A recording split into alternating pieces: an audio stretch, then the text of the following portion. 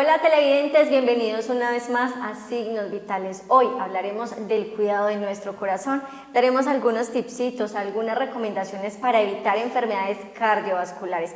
Nos acompaña Elena Estrada Fernández, ella es médico ruralito que se encuentra en el municipio y nos va a dar todos estos detallitos para que ustedes desde casa aprendan cómo debemos cuidar adecuadamente nuestro corazón. Bienvenida a este espacio. Muchas gracias, Cristina, por la invitación. Este es un tema muy importante debido a que la enfermedad cardiovascular es la primera causa de muerte en el mundo y por tanto debemos empezar por la prevención para que más adelante en la vida no se nos convierta en un problema como tan severo. Bueno, para desglosar este tema, empecemos explicándole a los televidentes qué es el sistema cardiovascular. Listo, entonces el sistema cardiovascular es uno de los sistemas de órganos en nuestro cuerpo que se compone por el corazón y todos los vasos sanguíneos.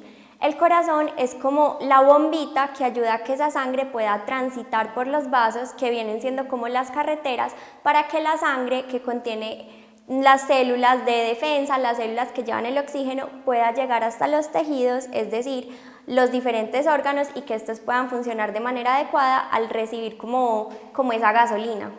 Bueno, hablamos de que las enfermedades cardiovasculares son de las principales muertes que se pueden evidenciar. ¿Por qué se convirtió en un problema de salud pública? Entonces, como tú mencionas, la enfermedad cardiovascular hoy en día se considera la primera causa de muerte en el mundo.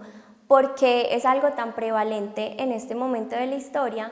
Porque hoy en día vemos que hay demasiado sedentarismo y esto se ha asociado demasiado como a la industrialización y a como todas las dietas que las personas están asumiendo hoy en día y a los estilos de vida. Hace 200 años, antes de la industrialización, antes de la revolución industrial, las personas tenían más trabajos en la agricultura, entonces eran personas que sin quererlo estaban realizando actividad física todos los días, todo el tiempo, y la comida, por ejemplo, no la fritaban y era comida como más de origen natural. Pero hoy en día vemos que las personas todo el día están sentadas en un escritorio, no le dedican tiempo al ocio porque hay como demasiada carga laboral y la gente cada día es más adicta al trabajo. También vemos que las comidas, la manera en la que las preparamos, muy fritas, muchas grasas saturadas, muchas grasas trans y todo es mucho azúcar, muchos juguitos de cajita, dulces, alimentos procesados, pan pues que compramos en la tienda que tiene como mucha carga de estos nutrientes malos. Entonces digamos que ya es un problema muy común y es un problema de salud pública porque debido a que es algo tan frecuente y que tiene tantas complicaciones, es una carga económica muy grande para los sistemas de salud. Bueno, yo creo que aquí también es importante mencionar esa edad, la edad poblacional en la que se empiezan a identificar incluso los síntomas. Claro, entonces hoy en día también pasa algo y es que como tenemos tantas intervenciones desde la medicina y la salud, las personas están viviendo muchos años más tiempo, ¿cierto? Y estas son enfermedades que no siempre, pero se asocian más a una edad mayor. Entonces, digamos que tenemos una carga muy grande de la población que ya nos vienen viejitos con problemas de corazón, problemas de riñones, problemas en las arterias y todo esto en relación a la enfermedad cardiovascular. Sin embargo, debido a todas estas medidas que conocemos hoy en día y que ahorita las vamos como a profundizar un poquito más, se ha visto que a pesar de que la incidencia de la enfermedad cardiovascular ha venido aumentando por este cambio como en la edad promedio de la población, la muerte se ha venido reduciendo porque estrategias como la alimentación sana, la actividad física, el cese del tabaquismo, el cese del consumo de alcohol son muy efectivas. Exacto, bueno, aquí también es importante identificar cuáles son esos síntomas, cómo podemos identificar entonces que podemos tener una enfermedad cardiovascular. Entonces, dentro de la enfermedad cardiovascular tenemos diferentes entidades. Tenemos la enfermedad coronaria. Las coronarias son aquellas arterias que nutren al corazón como tal, a esa bombita de sangre de nuestro cuerpo, de los nutrientes para que funcione. Dentro de la enfermedad coronaria tenemos el infarto agudo del miocardio, que es lo que todos conocemos como el infarto y todos conocemos a alguien que de pronto en algún momento lo ha tenido. Y también tenemos la angina de pecho, que es como un síntoma premonitorio de que nos puede dar el infarto. ¿Cómo se puede manifestar esa angina? Entonces, un dolor en el pecho opresivo, así como si tuvieran un elefante encima, que se puede ir a los brazos, a la mandíbula, que se puede asociar a náuseas, vómitos, sudoración, sensación de desvanecimiento o incluso a desmayos. Eso puede ser un infarto como tal o un síntoma como premonitorio del infarto. Entonces esas personas, por ejemplo, que vienen subiendo una loma y sienten esa opresión en el pecho y ya luego como que se calman y les mejora un poquito el dolor. Pero ya si ustedes sienten ese dolor y no les mejora o les empieza a dar ese dolor, digamos con más frecuencia, más intensidad o ante un ejercicio físico menor, eso también es un signo de alarma de que ya puede ser como una oclusión completa de las coronarias, que ya ese sí sería el infarto, y digamos todo esto nos llevaría a consultar. Exacto, de manera inmediata. De manera inmediata. Bueno, también. También tenemos la enfermedad arterial periférica, ¿cierto? Que puede manifestarse como un accidente cerebrovascular, lo que se conoce comúnmente como un derrame o como un accidente isquémico transitorio, que son como esos mismos síntomas que ya se los voy a mencionar, pero que, digamos, revierten solitos, pero que nos predisponen a que más adelante sí tengamos el derrame, pues como en su expresión completa. Entonces, tenemos una mnemotecnia, por sus siglas en inglés, FAST, rápido. Entonces, F de face, cara. Si ustedes sienten que la cara tiene como una debilidad en un lado, que está como chueca, ¿cierto? Que el labio está como... Una parálisis. Sí, como paralizado. Eso es un signo de alarma para consultar inmediato. La A de arm, brazo. Si ustedes pierden la fuerza en un brazo o incluso en un pie, así de un momento para otro, signo de alarma. S de speech, habla. Si ustedes empiezan a hablar como borrachos de un momento a otro, o si su familiar empieza a hablar como si estuviera borracho, disártrico de un momento a otro, también es un signo de alarma de que ese cerebro no está recibiendo el aporte de oxígeno que necesita. Y la T de tiempo. El tiempo es cerebro, entonces también para que ante cualquiera de estas cosas consulten con demasiada antelación. Bueno, es porque también identificar que estos síntomas nos llevan a tener una reacción más rápida, pero es probable que algunos de estos síntomas se presenten de manera aislada, o sea, solamente la parálisis o solamente como el adormecimiento en el brazo. Para consultar no necesitan, o para alarmarse no necesitan presentar los tres síntomas. Con alguno de esos ya es motivo suficiente para que acudan a urgencias de manera inmediata. Otro, digamos, de las manifestaciones de la enfermedad cardiovascular es la arteriopatía periférica, y es cuando, digamos, los vasos casi siempre de las piernas se llenan como de grasita, y esa grasita o ese acúmulo como de lípidos no deja que haya un flujo de sangre normal. ¿Eso cómo lo podemos sospechar? Entonces hay un síntoma que se llama claudicación intermitente. Son esos pacientes que nos dicen que después de caminar cierta distancia empiezan a sentir como un dolor, un entumecimiento, unos calambres en las piernas, y eso nos habla de que el flujo sanguíneo está como obstruido. Eso también es un síntoma que nos lleva a pensar que esas arterias están tapadas y sería bueno que consultaran si de pronto lo están presentando. ¿Qué más puede, digamos, derivar de esa arteriopatía periférica? Úlceras en los pies, como unas llagas, que pierdan el pelito, que se pongan pálidos, fríos, o incluso que la piel se ponga morada o necrótica. Y por último, dentro de la enfermedad cardiovascular también encontramos los aneurismas de aorta abdominal o torácica, que la aorta es como esa arteria principal que sale del corazón, y de ella salen como las diferentes ramas que van a las otras partes del cuerpo. Esto pues también es algo como silencioso, o sea, esto no tiene síntomas hasta que de pronto por esa misma dilatación del vaso se revienta y empezamos a sangrar, y eso pues es una urgencia vital. Al ser tan silencioso se ha presentado que lleguen pacientes a consultar por algo y que encuentren ustedes también síntomas que digan, no, es que aquí también se puede presentar un riesgo cardiovascular. Justo ayer llegó a urgencias un paciente, el señor consultó porque se había enterrado un palo de café en una mano, y digamos que dentro de un examen físico siempre deberíamos medir signos vitales, incluyendo la presión arterial.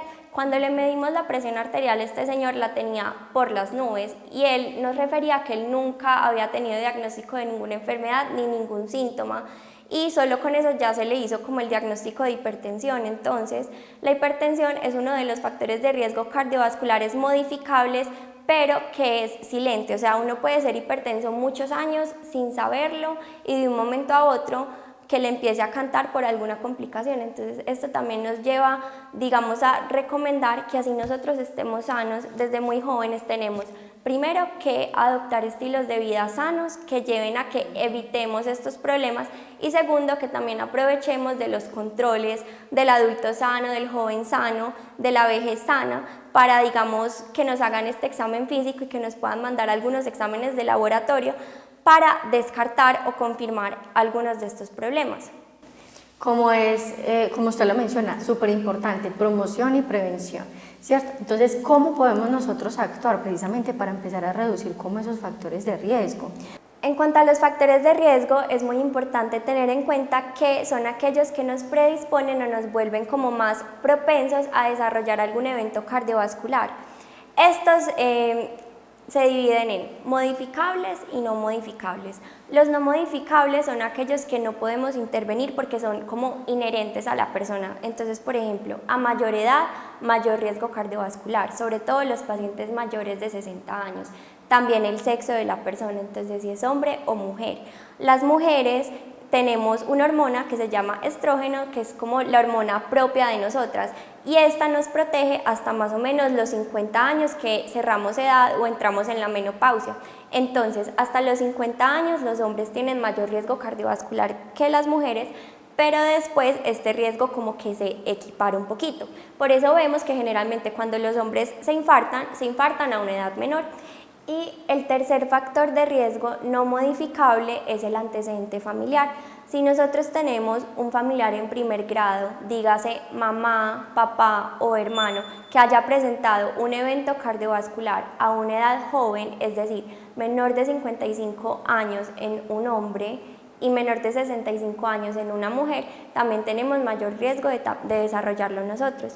Y también tenemos los factores de riesgo modificables, que son aquellos en los que podemos intervenir para reducir el riesgo de desarrollar estos eventos. En cuanto a los factores de riesgo modificables, son aquellos en los que podemos impactar, ya que digamos que hacer ciertas intervenciones en torno a estos puede reducir el riesgo de que desarrollemos eventos cardiovasculares en el futuro. Acá se incluye el tabaquismo, es decir, el fumar tanto de manera activa como pasiva, la dislipidemia, que ahorita hablamos un poquito más de esto, la hipertensión arterial, la diabetes o la prediabetes, la obesidad, sobre todo cuando tenemos acumulación de grasa como alrededor del abdomen, algunos factores psicosociales, entonces el bajo nivel socioeconómico, el aislamiento social, la depresión, el estrés familiar, el estrés laboral e incluso la hostilidad, o sea, el ver la vida como de una manera negativa, todo esto nos puede impactar de manera negativa en el riesgo cardiovascular. Son muchos entonces los síntomas que usted nos menciona, mire, incluso hasta el estrés nos puede generar enfermedades cardiovasculares sin pensarlo. Son cosas que la gente no se imagina, pero por eso es que siempre decimos que el cerebro, el corazón, todo el cuerpo se conectan, exactamente. También la dieta que tenemos, entonces las personas que consumen una cantidad baja de frutas y verduras, las personas que consumen de manera regular alcohol, las personas sedentarias que no realizan actividad física, todo esto aumenta el riesgo cardiovascular. Y digamos que lo preocupante es que la mayoría de estas cosas son asintomáticas, entonces acá les mencioné por ejemplo la hipertensión arterial. La hipertensión es una enfermedad silente que no llega a presentar síntomas hasta que ya tenemos complicaciones, entonces la hipertensión nos vuelve más propensos a desarrollar accidentes cerebrovasculares o derrames, tanto isquémicos como hemorrágicos, porque también puede volver los vasos más débiles y que se revienten, nos vuelve más propensos a desarrollar enfermedad arterial periférica, el infarto, todas estas enfermedades del riesgo cardiovascular.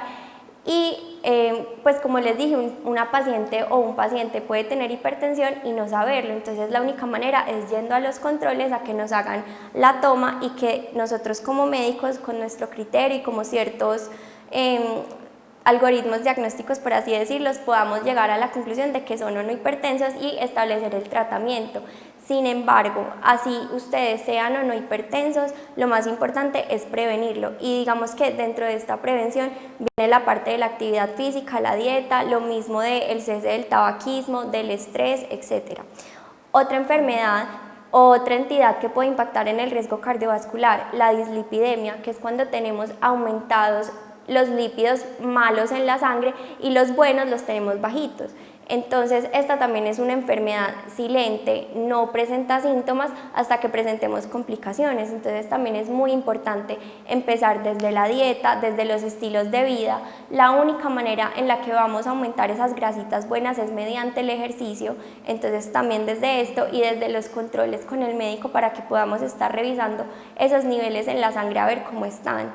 La diabetes es otra enfermedad que pueden pasar hasta 10 años con ella sin que la persona presente, sin desarrollar, o sea, exacto, sin ningún síntoma, hasta que ya se empieza a complicar y la podamos estar como padeciendo de manera más grave. Entonces la diabetes puede generar ceguera, es la primera causa de ceguera no traumática en el mundo, puede predisponer a infarto, falla cardíaca, puede predisponer a úlceras en los pies porque ese azúcar en la sangre daña los nervios, entonces la gente pierde la sensibilidad y se tropieza con cualquier cosita y se infecta más fácil. Entonces vean que es una enfermedad también que no nos canta hasta que se complica. Exacto, usted nos está hablando de todas las complicaciones que se pueden presentar de una manera silenciosa, pero entonces, ¿cómo médicamente se hacen los estudios? ¿Cómo identificar que la persona está presentando estos síntomas? ¿De qué manera lo identifica? Entonces, en la medicina tenemos como algunas estrategias de tamización, es decir, exámenes que aplicamos como a la población así estén sanos para darnos cuenta que no vayan a estar empezando con alguna de estas enfermedades.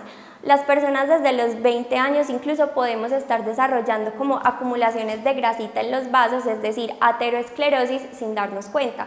Entonces, idealmente a las personas después de los 20 años les deberíamos estar realizando chequeos, algunas guías dicen que cada año, de los niveles de azúcar, de los niveles de colesterol, de los niveles de triglicéridos en la sangre, tomas de la presión arterial y también hacer como una evaluación súper completa de la sintomatología y de los factores de riesgo para darnos cuenta si esa persona está como más predispuesta a desarrollar estas cosas. En consulta entonces también es muy importante la medición, por ejemplo, del perímetro abdominal.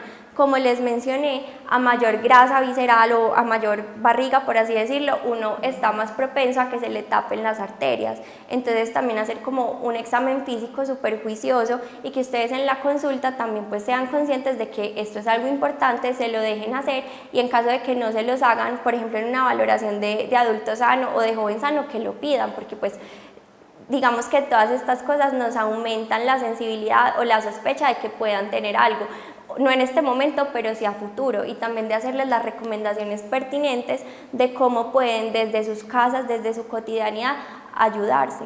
Eso era la pregunta que le iba a hacer, o sea, ¿siempre debe ser medicado o desde otras estrategias nosotros podemos trabajar precisamente para evitar eso? Usted ahora nos decía la actividad física, el ejercicio, pero algunas recomendaciones específicas en cuanto a la alimentación, por ejemplo, un plato específico que las personas incluyan en su dieta. Bueno, entonces, para la prevención de las enfermedades, uno no tiene que esperar a estar enfermo para empezar, ¿cierto? Eso es como lo más importante. Nosotros no tenemos que esperar a ser diabéticos para evitar la diabetes o no tenemos que esperar a ser hipertensos para evitar la hipertensión. Afortunadamente, la mayoría de las enfermedades de riesgo cardiovascular tienen como estrategias de prevención similares y como tú dices, una de las más importantes es la alimentación. Entonces, lo primero es hacer como metas realistas, ¿cierto? Porque uno a veces busca en internet y recomiendan ciertos grupos alimentarios que muchas personas de pronto no tienen los medios económicos para consumir, pero todo debe empezar desde cómo preparamos la comida y la porción de comida que consumimos. Entonces, evitemos los dulces, la gaseosa, las cosas como ultraprocesadas así de paqueticos, favorezcamos mejor las cosas frescas, cocinemos en vez de fritar, podemos asar también, que es más sano, los aceites que utilicemos, entonces tratar de bajarle como a la mantequilla, a los aceites vegetales como la margarina, que todo eso contribuye pues como a la acumulación de grasita en los vasos. Si se puede, mejor aceite de oliva, o si no, pues bajarle a la cantidad de lo otro. Bueno, lo más importante es que no tenemos que esperar a estar enfermos para empezarnos a cuidar. Hay una cosa que se llama prevención primaria y eso quiere decir evitar enfermarse, ¿cierto? Y otra cosa que es la prevención secundaria, que es cuando ya estamos enfermos, tenemos un diagnóstico de algo, ¿cómo vamos a evitar que eso nos genere consecuencias? Es decir, si yo ya tengo, por ejemplo, un antecedente de que me infarté, cómo vamos a evitar que yo me vuelva a infartar.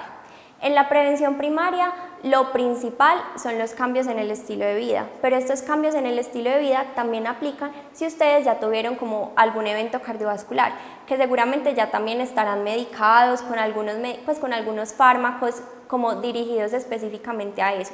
Dentro de la prevención primaria, entonces lo primero y de lo más importante es la alimentación. Tenemos que tener como metas muy realistas, ¿cierto? Y hacer recomendaciones que estén pues basadas en la viabilidad y en la adherencia, exacto, en que la gente sí las pueda seguir.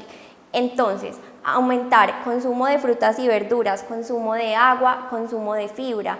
Por ejemplo, en vez de tomarse el jugo o la fruta en jugo, cómanse la fruta completa, que eso también ayuda como a aumentar el aporte de fibra. Otra de las medidas que tiene un impacto en la calidad de la alimentación es la manera en la que preparamos los alimentos. Entonces, optemos por no fritar y más bien hacemos las cosas o las hacemos cocinadas. Evitemos el uso de aceites porque todo eso nos aporta grasas malas. Fuentes alimentarias de grasas buenas, por ejemplo el aguacate, ese sí lo podemos comer. También hay una estrategia de alimentación que se llama el plato saludable. Entonces, lo primero, utilizamos platos que no sean muy grandes y el platico lo vamos a dividir como en 4. La mitad del plato debe ser la ensalada, frutas y verduras.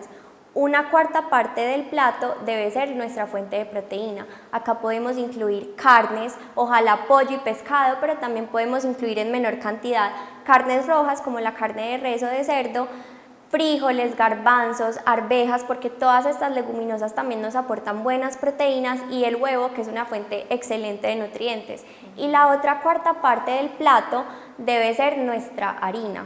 Ahí se incluye el arroz, la papa, la yuca, el plátano, y si pudiéramos, digamos, conseguir arroz integral o fuentes como de harina integral, sería incluso más saludable.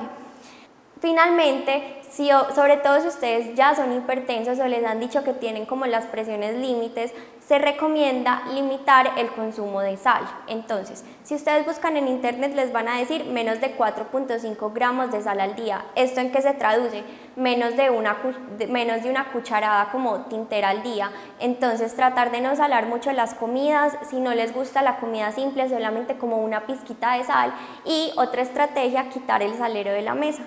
Bueno, también es recomendable no exagerar el consumo de ciertos alimentos. Por ejemplo, usted decía, el aguacate es un aceite natural, ¿cierto? Es rico, realmente nos proporciona cosas importantes para nuestro organismo, pero tampoco exagerarnos. Por ejemplo, ¿cuántos huevos es recomendable su consumo? O si es, por ejemplo, una exageración comerse el aguacate entero y solo la mitad o una cuarta parte del aguacate. Exacto, es que el problema no está como en las fuentes de alimentos, sino en la cantidad, y por eso es que es muy práctico que ustedes empiecen a aplicar lo del plato saludable para que vean más o menos cuánta es la cantidad tope como de cada grupo alimentario. Otra cosa que impacta demasiado en el riesgo cardiovascular es la actividad física. Entonces, ¿qué se recomienda? 150 minutos semanales de una actividad física aeróbica, es decir, que nos suba la frecuencia cardíaca, como caminar, trotar, montar bicicleta o nadar a la semana. Más o menos 30 minutos de ejercicio 5 veces a la semana, o sea 5 días aparte, y que entre cada sesión de ejercicio no nos pase más de 1 o 2 días, ¿cierto? Y lo otro es, en la medida de lo posible, hacer entrenamiento de fuerza, por lo menos 2 a 3 veces a la semana, porque el músculo también nos ayuda en temas como la diabetes y pues la prevención del riesgo general. Bueno, también es importante recordarle aquí a los televidentes, esas son medidas para prevenir y también como tener un control adecuado de la salud, pero las personas que ya tienen sus medicamentos, que deben ser muy juiciosos, recomendarles también, hay unos horarios específicos que sean juiciosos en cumplir con ese medicamento. Bueno, si ustedes ya están medicados por algún motivo, entonces tomarse los medicamentos con las pautas que el médico les ordenó. Hay algunos medicamentos como las estatinas que los mandan para los lípidos, rosuvastatina, atorvastatina, que se las deben tomar en la noche. Además de eso, ir súper juiciosos a sus controles, dependiendo de si están o no como controlados. les van a pedir que vayan cada año, cada 6 meses, cada 3 meses, entonces estar súper pendientes de eso.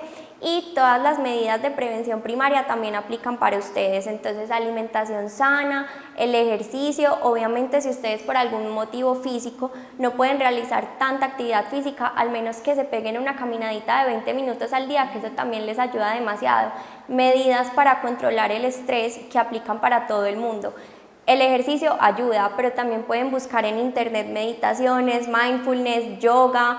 A veces en el parque también hacen sesiones, por ejemplo, de rumba, entonces todas estas cosas nos ayudan. Si están en sobrepeso o en obesidad, bajar de peso. Si fuman, dejar de fumar. No se expongan a humo de cigarrillo de otra persona, porque el tabaquismo pasivo también aumenta el riesgo cardiovascular. Todas estas cosas no solo evitan que nos enfermemos, sino que evitan como empeorar el pronóstico si ya estamos enfermos. Exacto, entonces estas son las recomendaciones para que tengan en cuenta una sana alimentación, ejercicio y no solamente actividad física, sino también pensar en nuestra mente, es también salud mental. Entonces todo este conjunto de cuidados van a evitar precisamente que nosotros empecemos a sufrir del corazón, que seamos pacientes más saludables y ojo, algo también muy importante que nos recomienda la médica es hacer los chequeos médicos constantes. A partir de los 20 años de edad, como dijo ahorita, podemos empezar a ir al médico, que nos hagan unas revisiones, que nos empiecen a dar algunos tipsitos y recomendaciones para que desde una edad temprana podamos prevenir. Y no tienen que esperar a tener 20, o sea, incluso desde la adolescencia es importante empezarse a cuidar y empezar pues a ir a los chequeos regulares que tenemos en el hospital, ¿cierto? Control del joven sano, del adolescente sano, del adulto sano, y quién quita que ahí nos demos cuenta de algo. Exacto, así descubrimos un montón de enfermedades. Bueno, muchas gracias por acompañarnos en este espacio y a ustedes televidentes por ser fieles, continuando con Signos Vitales cada semana, súper pendientes también. Bueno, muchas gracias a ustedes televidentes y nos vemos entonces en una próxima emisión.